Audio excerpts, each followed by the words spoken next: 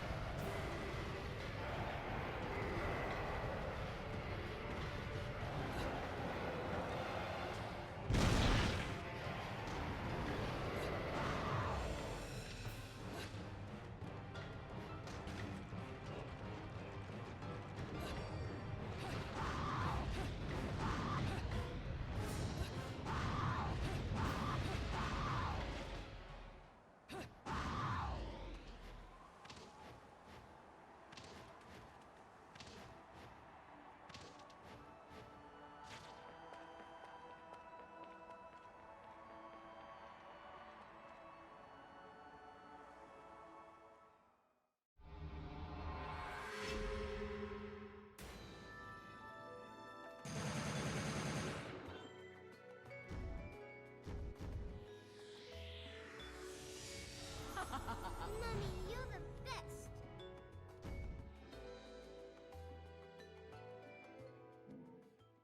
What's going on, folks? Welcome to Chapter 3. Verse 1 introduces Harmonies, the first flying enemy of the playthrough, although Kulshedra disagrees with that assessment. Pulling them in with the whip lets you do whatever you want to them. They're easily stunned by any attack, so as long as you can isolate them, they're no problem. Just keep an eye on the skies around you and make sure you're not being swarmed by attackers at the edge of the screen and you'll do just fine. The terrain here is on fire, so if you do decide to take to the air, you need to keep an eye on what's below you so you don't fall down and take a blow. When there's only one or two at a time like this, they're not much to worry about.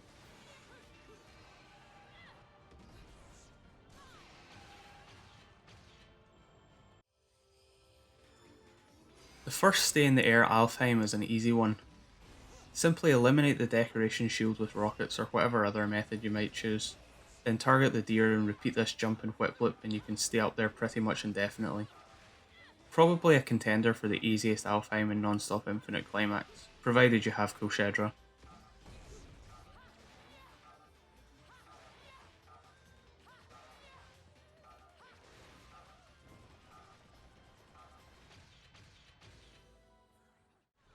Verse 3, we need to pause for a little and score some hits. The combo requirement is tiny, and I probably hit him a lot more than needed, but it's basically risk free, so I might as well hang around and make sure.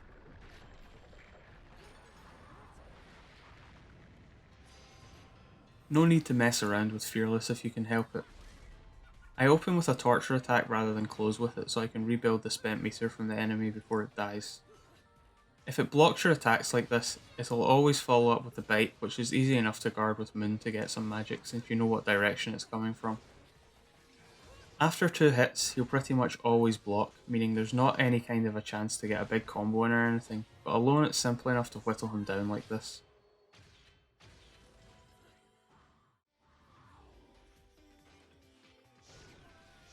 Use Angel Arms Alfheims are basically an exercise in showing off how rigged the bow is. Huge damage, huge combo score, fast attacks. It's all you could ever need. Sitting here and spamming kick is really all you need to do. Grace and Glory and Beloved both require the occasional roll, but you can get right back to firing away as soon as you get some distance. Really fun mashing through these guys.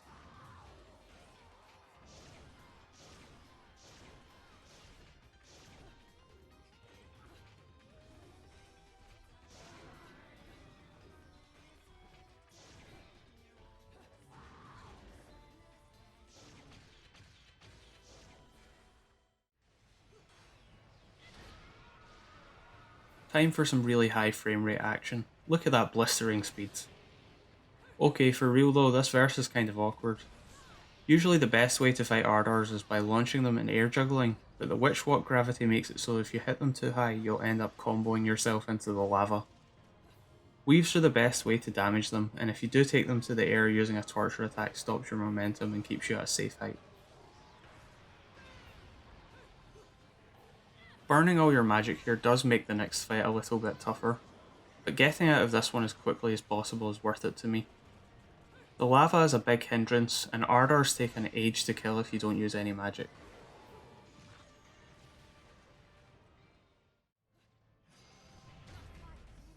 The double fairness fight ended up being one of the bigger problems of the mission.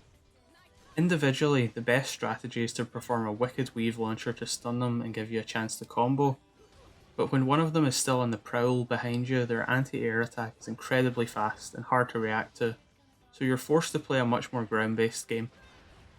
After I killed the first one, things got incredibly close.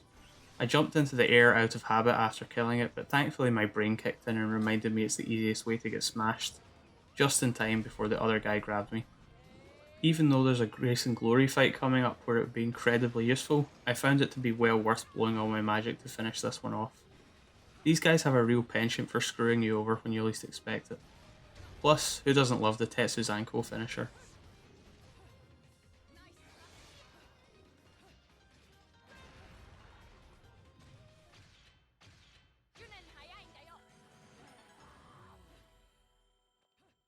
This tiny cave stops this from being your average Grace and Glory fight.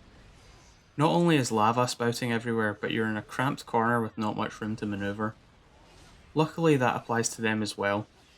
By using the wall, I can get in a longer combo against Glory than I otherwise would have, and his response to it is very easy to parry. They were being pretty evasive here, and I was worried about dropping my combo, so I just spammed out a torture attack praying I'd get the right one, but I ended up blowing most of my meter on an enemy that was one hit away from dead. Luckily I didn't choke it away and hit a nice parry to get enough for a full torture attack on the remaining Grace, which is enough for a kill combined with the parry damage.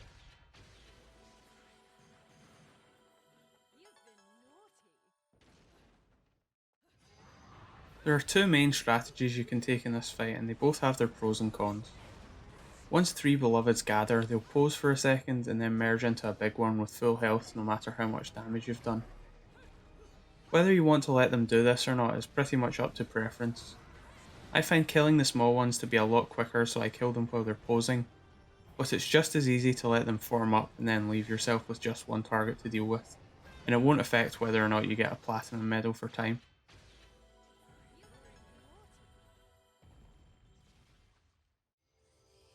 Going into this mission, this Alfheim was the part I was expecting to give me the most trouble of the whole playthrough so far, but it actually went amazingly smoothly.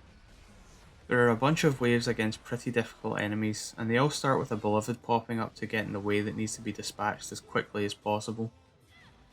Grace and Glory always present problems no matter how many times I fight them, and the Fairness and Fearless at the end don't really play around either. Dropping your combo at all means a restart too, since this one's pretty demanding on the score.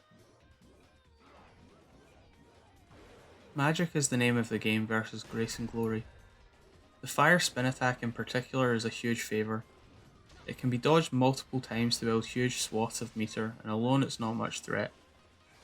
Just make sure you're paying attention to the back, because Glory likes to go for his ground lightning attack while Grace is distracting you. Getting it down to a one-on-one massively increases your odds, so you want to do that as soon as possible. Heel Stomp sets you up to close the distance nicely, and the moon can be used to build meter even without perfect parries, so expending some on the weave to get in there isn't really a problem. Ardors are easy to juggle, and a small break before Fairness and Fearless who are the gatekeepers here. Expending meter like this probably makes the next wave tougher, but Ardors can certainly take a hit if you're trying to fight them normally. I prefer just getting them out of the way quickly so I don't make any stupid mistakes.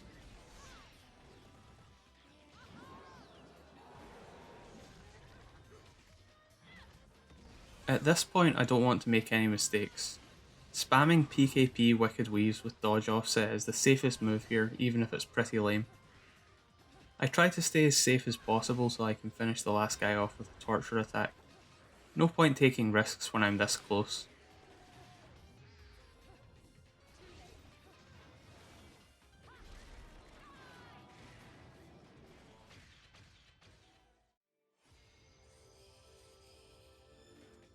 Speaking of dodge offset PKP, I hope you like watching it because that's pretty much all there is to this Alfheim. It's the only proper way to keep a combo going under the use Wicked Weaves condition. Anything else is too slow or stops working as soon as you run out of magic. Rolling around the edge hitting big Shuraba swings is the most efficient way of getting things done, and will be the dominant strategy for any more Alfheims of this type down the line.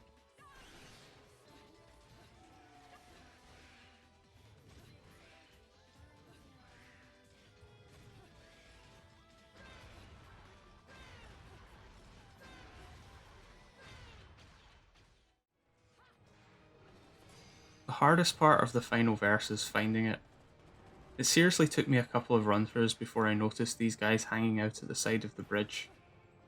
This group isn't any different from the ones at the start of the mission, although you might have to twiddle your thumbs a bit until they get closer. I finished the last one with a torture attack for the combo score. The chainsaw is an incredibly cumbersome weapon against flying enemies, and you automatically get it after using a TA on one of these dudes, so I want to leave it till I can ditch it without interrupting battle. And that was chapter 3, thank you for watching. As always, if there's anything you want to know, ask away in the comments. Peace! Okay, that's a pretty bad way to close out my video.